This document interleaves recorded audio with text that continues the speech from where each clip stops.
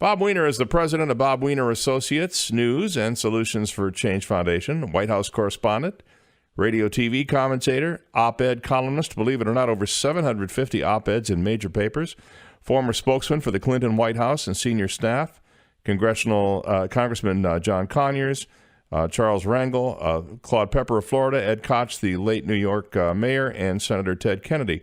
He's also the 2016 winner of the National Press Club President's Award for program enlisting young journalists as co-authors of articles in major papers, and director of Press Briefing Room at the 2016 Democratic National Convention, where Hillary Clinton was nominated. I'm sorry, Bob, after your bio, I have no time left for you today. So thank you for joining me. It's been a pleasure to talk about you.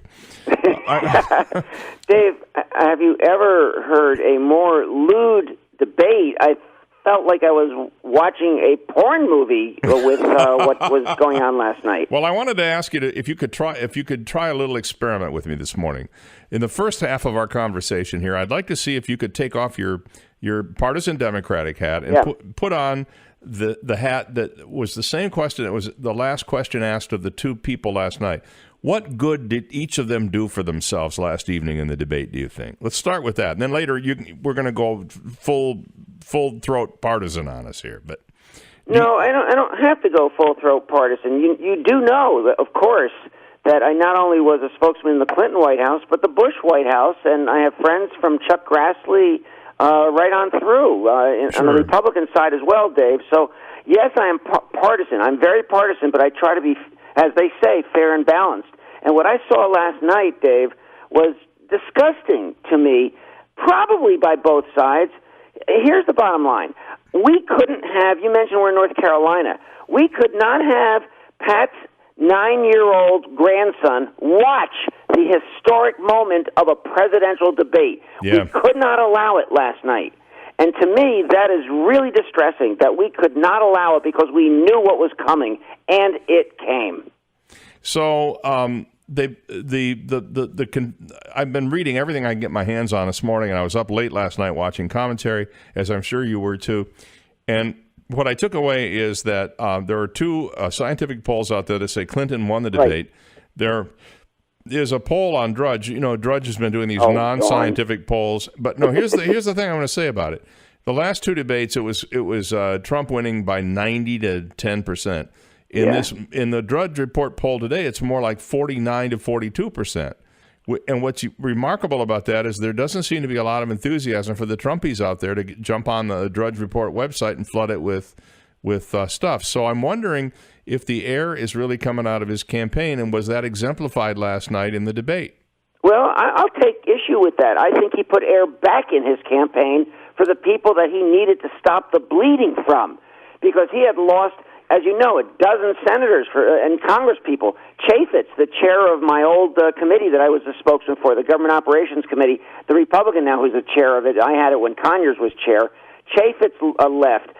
Senator Lee left, who Trump even put on the names of people he could name for the Supreme Court. Yeah. Pence said that he can't condone it, but then he came back and said, you did a great job in the debate. After his first comments, he said you can't condone the comments. Do you think Huey Hewitt, Condi Rice, Rob Portman, Kelly Ayotte, all have left Trump.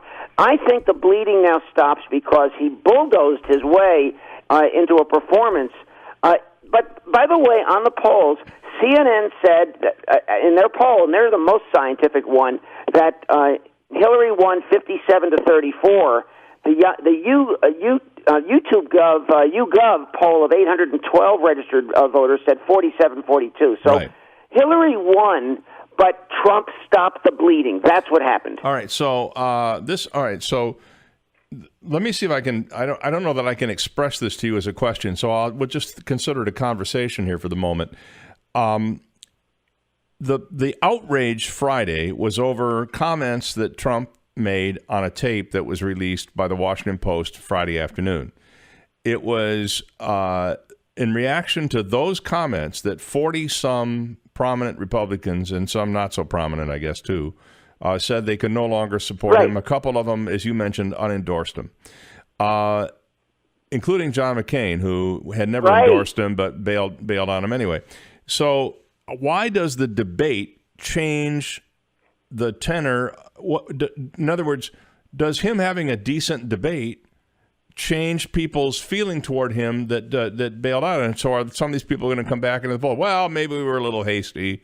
Maybe we shouldn't have done that just based on a debate performance, because he did not in any way mitigate what damage the tapes did to him. Because there is such hatred among a core of the Republican base of the Clintons that Trump articulated and did it the best of anybody in history for the first time. What he did was disgusting by bringing those 4 women in. Yeah, but he did it. That was kind of weird. And he called for a special prosecutor against Hillary. How she could not, by the way, call for a special prosecutor for the bribery that he gave to Pam Bondi to stop the investigation of Trump University, which actually does some human damage, is beyond me. She was defenseless somewhat last night. The other thing, too, Dave, was that on the negative side, Trump didn't ever defend what she said about his relationship with Putin and the business that he does with Putin and the disgrace of him changing the Republican platform. He actually changed the Republican platform and took away the blame from Russia going into Ukraine. He took that out of the platform because of his relationships with Russia. Well, Hillary, on the other hand, never denied what Bill Clinton did to women and what she did to harass those women as the harangued wife. Yeah. She never defended what she did in those cases. So I thought there was a lot missing in the strategy on both sides. You wanted me to be balanced on both sides of this debate. I agree with you. One pundit last night referred to it as dark, and I think viscerally that's how I felt when it was over. I felt even a little dirty, maybe, That's exactly right. It was how you cannot allow your grandsons, your kids, to watch a debate, and people were saying that last night. They knew it was coming, and it came. How they could not allow kids to learn the civics lesson of a presidential debate that is so determinative. Now, was it determinative? You asked that question. All right, well, I'm going to hold... I don't think so. I think it didn't change a vote, but I think it solidified and stopped the bleeding for Trump. I want to hold it right there, because that's what I want to get into when we come back from the break. Can you hold on through the break? We're going to take a little break here with Bob Weiner this morning, who is calling us live from North Carolina. We'll be back with him after this. And good morning. Welcome back. It's 7:20 on the DE Show for a Monday morning here, the 10th day of October. So Bob Weiner is our guest from, you're somewhere in North Carolina where it's not too bad, I guess, right now, right? We are right under where your very sad hurricane went through and blasted through Florida. And then there are actually people in our hotel. We happen to be where Pat's grandson is and where her daughter is. But there are people in our hotel as a place they escaped to as the closest, safest place, just barely. We got a ton of rain, torrents of rain, even flooding of the roads, but that's all we got here. Well, you were very lucky, not so lucky for people on the east coast of Florida, of North Carolina, who are just being deluged with rain right now. Right. And our hearts go out to them. We've been through that here. We know what that's like. Back to the central question: did the debate last night move the needle? Yeah, I don't think it did. I think it stopped the bleeding but didn't move the needle. I think Hillary's base stayed with Hillary. As I said, the CNN poll, 57-34, she won the debate. I think it stayed with her. I think the despicable things that Donald... Now, here we go with my partisan hat, okay, right? Go, yeah, you got the partisan hat. The despicable things that Donald Trump has said about Hispanic rapists and reporters that are disabled and the blood gushing on women and Obama, not born in the United States, all of that, and ban religions, all of that sticks, and all of that makes him disqualified for president. Hillary has her baggage, but it's rational baggage. It's rational in the sense that she has a real plan and doesn't cost $5 trillion on the debt by giving tax breaks to the rich to bleed the economy. She is a rational candidate, even though she's got a history and some baggage. Trump's is over the line and unacceptable, and that's the difference. Well, do you think this campaign can be won or lost on the temperament issue? Because what I thought happened last night was her handlers, her debate prep people said, look, you just need to go out there and not do any harm to yourself, number one. Number two, look presidential. Number three, don't react visibly to anything he says. Don't let him get under your skin. And she did all of those things, showing that she has a certain temperament. He also showed that he has a certain temperament, which came across last night as hostile and angry. Right. So I'm wondering if you can win this on a temperament argument, either one of them. I think that is what's going to win it, but I also think the uninformed, blazing saddles statements that Trump makes, you can't run the nuclear codes with that attitude. You can't just say, I'm going to bomb the S out of ISIS and then also say that I'm going to bomb Iran because they had a couple of soldiers, a couple of Iranian people that were mean to our soldiers. You can't just have a nuclear war over those issues. You can't have any war over those issues. Yeah. And so the temperament is critical in terms of how you're. All of a sudden, he's going to do a special prosecutor. The FBI said that there's no there in terms of the illegality of what Hillary did on the emails. Everybody hacking. Target was hacked. The White House was hacked with 3 million people's private information. The Clintons hacked, but no penetration. They had the safest server going, and the Republicans are the ones who like the private sector. So Bill Clinton, Carville had the right answer there. She didn't want Louis Gohmert, the stupidest congressman, combing through her emails and violating her privacy. I don't blame her for that. And they did a private server of the President of the United States. That's not a terrible offense. That wasn't a violation of national security. In fact, it protected the national security from her emails, whereas Russia's gotten at everybody else's emails, apparently. Yeah, we've been laughing. So there's no there in terms of what... You can't have a special prosecutor when the FBI said there's no crime. We've been laughing over the fact that it seems funny that an email server that was in her garage or her basement or someplace didn't appear to be hacked, and yet government computers that are supposedly triple and quadruple firewalled got penetrated by the Russians. What do you what do you think the rest of the campaign is going to look like then, Bob? I think there's a real danger in a couple weeks in the final debate that Trump has a big, bold performance. So we can't close this one out. Not when you have Brexit and it came in an upset when it was 5 down and won by 5. Not when you had Colombia and the people rebelled. I did an op-ed in that in the Washington Times. Remember, I sent it to you. Yes. On the FARC peace deal, that was a terrible thing because it was going to allow the FARC to still control drugs, and that was the peace deal, and it was a terrible thing. Well, the Colombian people figured that out, and although it was 2-1 ahead in the beginning, it lost. You can't predict what's going to happen, and if Trump has another bold, big performance, and with this Kellyanne Conway, who's really quite brilliant in terms of putting substance and temperament in him and letting him be Trump, but letting him do it in an effective way. If he has another good debate on the final debate, you can't predict what's going to happen in this election. Okay, so but we better not look as though just riding out the clock, which is a little bit what Hillary looked like last night. Well, we've got a couple weeks before the next debate. I think it's on the 19th. Right.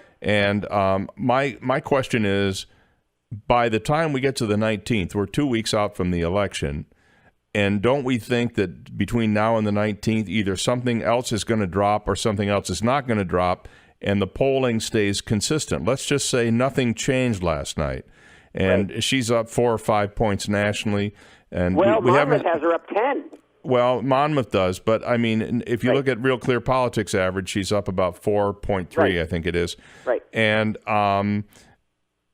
if nothing changes and that number holds, and we haven't seen polling since the audio tape drop either, so we've got that. Let's say she's up by 5 or 6 points nationally, according to Real Clear Politics, which I think is one of the better, more reliable measures out there. Well, that's because it's an average of all the polls. That's why you go with Real Clear Politics. That's very smart on your part. Then doesn't Trump have to do better? He has to hit a knockout blow in the final debate to move the polling numbers, and that's assuming that there aren't any more audio drops. Geraldo Rivera says he has some tape that he's going through right now, and it's likely that other people are going to come forward now.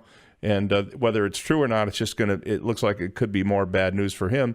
On the other hand, we don't know what other little tricks he has up his sleeve with Hillary. This stunt last night with the 4 women who he re-exploited, in my opinion, was a complete shock to the news media people that I was watching. And I was on Fox, and I was on MSNBC, and I was on CNN. Their jaws dropped when this happened. No question. But so on that's that one, he's Dave, that I don't unpredictable. know, He's that unpredictable. I was part of that. I was in the Clinton administration, in the White House, testified in front of Ken Starr, and nobody really thought he did as bad stuff as Bill Clinton did. He's a dog. He was a horrible dog, and Hillary did. So there's some there to what Trump did on that stuff. I know. And they didn't. Those women, you heard what they said. They were all very voluntarily out there saying what they said. That's not exploitation. That's them coming forward and revealing what they felt they had no justice for. Well, it was the way it was done. I mean, it was clearly designed to psych out her, and you could see Clinton's face when he walked into the hall and he saw them. The color drained from his face. Well, not only that, but then there's Chelsea sitting there in the front row, and I thought it was an awful thing to do. Absolutely awful thing to do. And it's so untypical of any political campaign we've ever seen. And so we're not going to be able to let our grandson watch the last debate either. But I think, yes, he can do a big, bold performance in the last debate, and it has the potential to change things. So there's no guarantee of anything. What you always have to watch is the trending.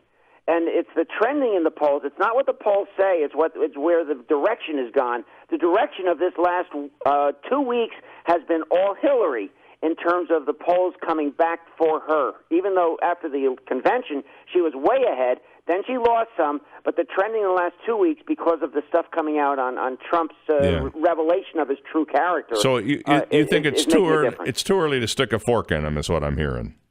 That's right. Yeah. And then people are saying, if you watch Morning Joe this morning, people are saying that the Republicans who dissed him, the list that you and I just went over at the beginning of this segment, they may feel like they have to come back. So who knows where this thing goes? Yeah, I mean, it could be. It's getting crazy out there. Of course, if they come back, then they're viewed as indecisive and not able to make, to. So you've got that they basically painted themselves into a corner with jumping on the bandwagon too early. But my point for bringing that up was how. If the outrage, if the reason that they dumped out on him is because of the tape, how does a debate performance mitigate the tape, which is the main reason they dumped out? Even if you gave the greatest performance in the history of political debates, they still should have outrage over the tape, should they not? Absolutely. If that's what pushed them over the line, has unacceptable presidential character. That's the key. Hillary has an acceptable, traditional presidential character that isn't going to be disgraced by the entire world. Trump will be. The British Parliament had an entire day of how they don't want Trump to come to their country. An entire day they devoted, like they have special orders in the United States Congress.